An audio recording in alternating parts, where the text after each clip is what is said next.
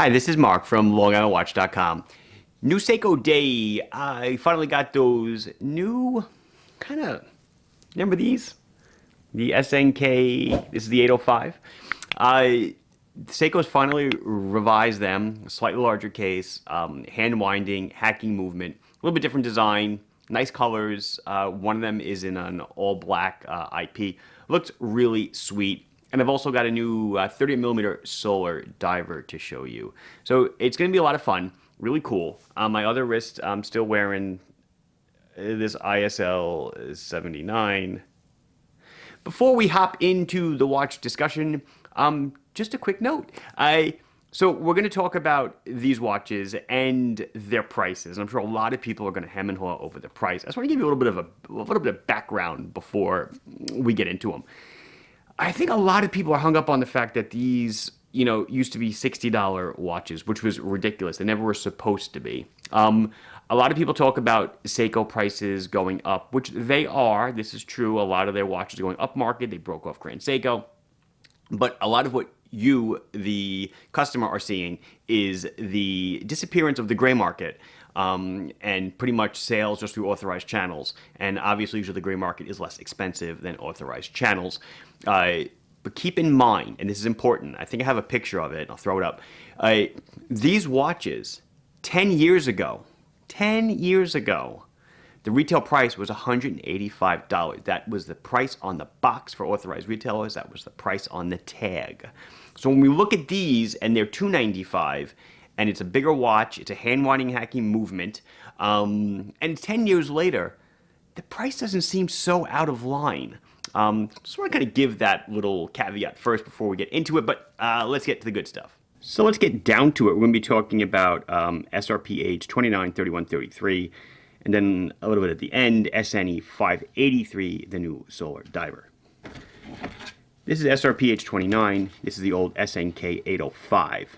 Primary differences from the outside: larger case, different surface finish, brushed, blasted, different hands, different dial, orange accents. We'll get in on all this in a second. I just want to make you see the differences. And the strap is pretty cool, right? Leather-backed canvas. See? Whereas this was just straight canvas. And I guess the color is a little bit darker. And the greens are a little bit different as well. But those are the external differences for the most part. So that's good. What's coming on the watch? So it is running. It is hand winding. It's now running on Seiko's 4R36 movement, which hand winds hacks, 24 joules, roughly a 40-hour power reserve. The case has gone from 37 to around 39.5 millimeters in diameter, 39.4 actually in diameter. 13.2 thick to a slightly domed Hardlex crystal. Okay. 48 millimeters lug tip to lug tip with lug holes for easy strap changes. 20 millimeter lug. And as I said, it comes on this beautiful canvas strap with orange leather backing. Let's see, nice buckle, signed with Seiko, of course. Price on this is $295, as I said. Nice push-pull crown, very easy to operate. A water resistance has been upped. We are now at 100 meters of water resistance. Weight, 76 grams on the strap. Turning it over, we do get a view of the 4R36 movement in action. It is a screw-down case back. Really nice looking. Let's come in on the dial a bit. So, green dial. The hands are now white, and they're definitely a different shape. But now there's your orange accents at the 12, 3, 6, and 9. There's our friend made in Japan. Back again. Don't know if they're always going to be like this. New Seiko 5 stylized logo that they came out with a few years ago. Let's see. So this is your SRPH 29. This is your 31. We have 3 varieties to show you today. I probably should have done this off camera. And then, oh, English, Spanish, day wheel, always, because it's for America. SRPH 31, this is your blue dial, blue canvas strap. Again, with the orange backing. Same price. This guy is $275, same weight, same size, same everything. Really, I don't know, I think it's really nice looking watch all around. Good all around, all-purpose watch. I guess that's what I was trying to say. Minutes are pronounced on the outside, hours not as pronounced on the inside. We'll get to the Lume and definitely a wrist shot in a second. And then the last one I want to show you is the SRPH 33, which is really cool. This one's $315, so it's a little more expensive. It's done in a black IP case, brushed, nice black dial, very shadowy, if you will, dark gray phantom hours, and then the minutes are done in orange. The hands are orange Lume filled with an orange frame. Really nice. And of course, the orange back of the strap. This is where it really, really comes in. That orange backing. That looks really nice. Buckle. And I guess I'll pull on the dial a bit. The date is done. Day date is done in negative on this one.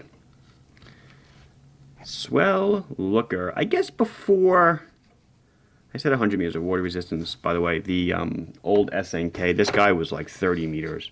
Although a lot of people said they, would go snorkeling with it, and it was working just fine.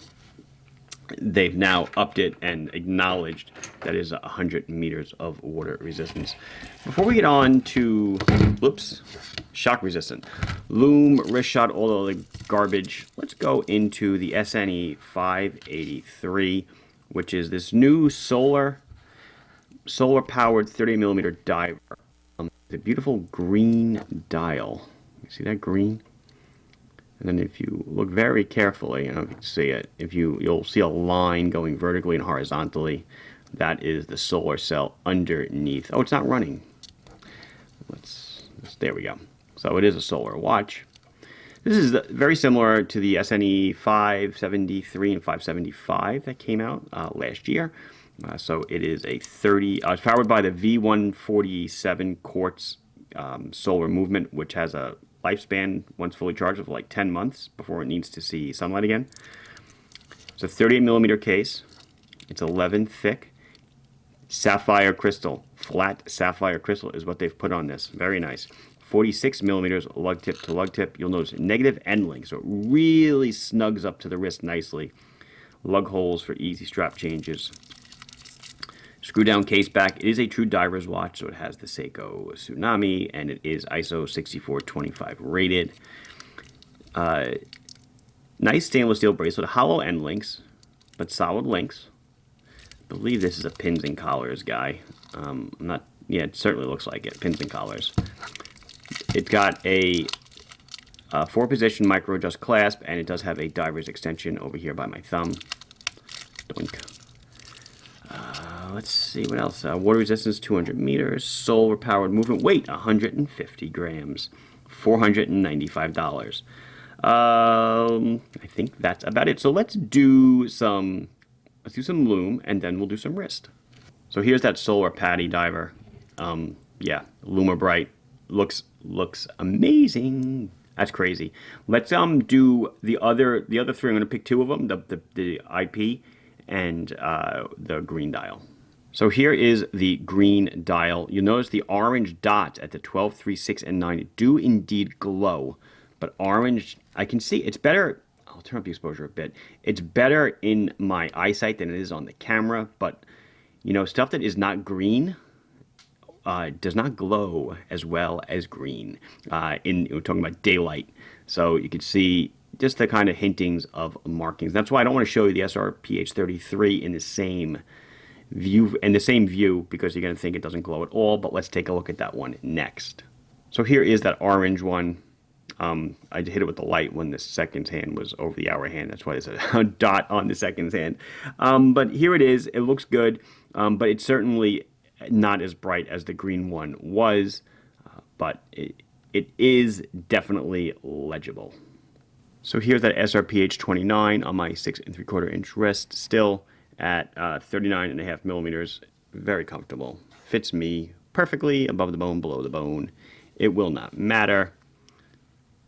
Looks nice. Great all-around watch. There I am on the strap. Definitely goes down to about 6 1/4 and way, way up if you want it to.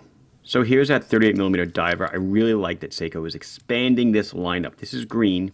A blue will be released in April, as will I think a yellow gold version on a rubber strap, a la the golden turtle, if you will. It shows that they're embracing the smaller wrist, especially with the negative end links. Great call there. Definitely a home on my 6 3/4 inch wrist. I generally do not wear watches this small, but I could. It wears just fine. I say my wrist size generally is the kind of the cusp of if you want a 38 or a 43 diver. I guess that would mean a 40 millimeter diver. It might be perfect for me. Someone should make one. Looks nice. And that'll wrap it up. This has been Mark from LongIslandWatch.com, showing you a bunch of new Seiko watches. Please like the video if you enjoyed it, and subscribe to the channel if you have not done so. Questions or comments, you can put them down below, and I'll be sure to address them as soon as I can. Thank you very much for watching. Bye-bye.